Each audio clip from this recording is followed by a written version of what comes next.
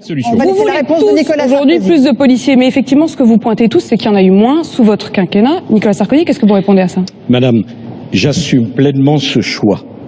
La France a été, entre 2008 et 2010, victime d'une attaque extraordinaire dans une crise économique mondiale. Il fallait que je protège la France de la débâcle économique mondiale. Il fallait sortir de la crise des subprimes. Avec François Fillon, nous avons pris des décisions difficiles. François Fillon?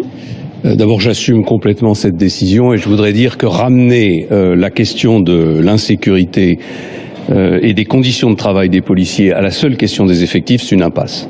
C'est exactement comme dire qu'il faut plus d'enseignants pour que l'école aille mieux.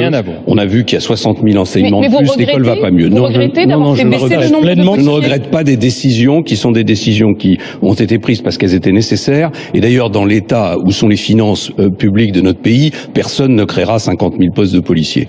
La question qui est posée, c'est est-ce que les policiers ont les moyens de travailler? Je vais vous dire ce que c'est que la vie d'un policier.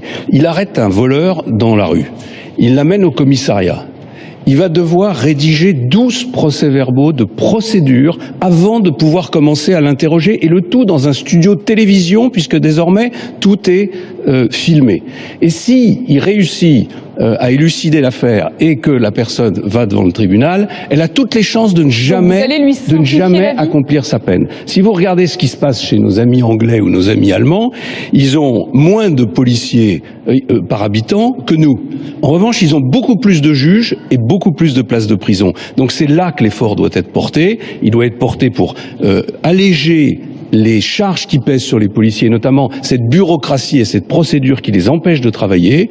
Il faut que les polices municipales soient complètement intégrées dans le dispositif et qu'elles deviennent des vraies polices de proximité. Vous voulez même et enfin, armer, il faut des juges. Vous voulez même armer, François non Fillon, seulement je veux armer la police privée, en quelque sorte, les agents de sécurité. Est-ce que c'est pas un peu dangereux? La police municipale, dans certains cas, pas toujours, je veux que ça soit systématique, je veux une police municipale à Paris, et je veux que les policiers municipaux puissent faire des contrôles d'identité. En revanche, j'ai dit que les personnels, les 240 000 ou 250 000 personnes qui travaillent dans les sociétés de sécurité doivent pouvoir prendre le relais des policiers pour toutes les gardes statiques, de même qu'il y a 20 000 policiers qui sont employés en France à des tâches administratives qu'on peut immédiatement dégager en les mettant sur des tâches opérationnelles.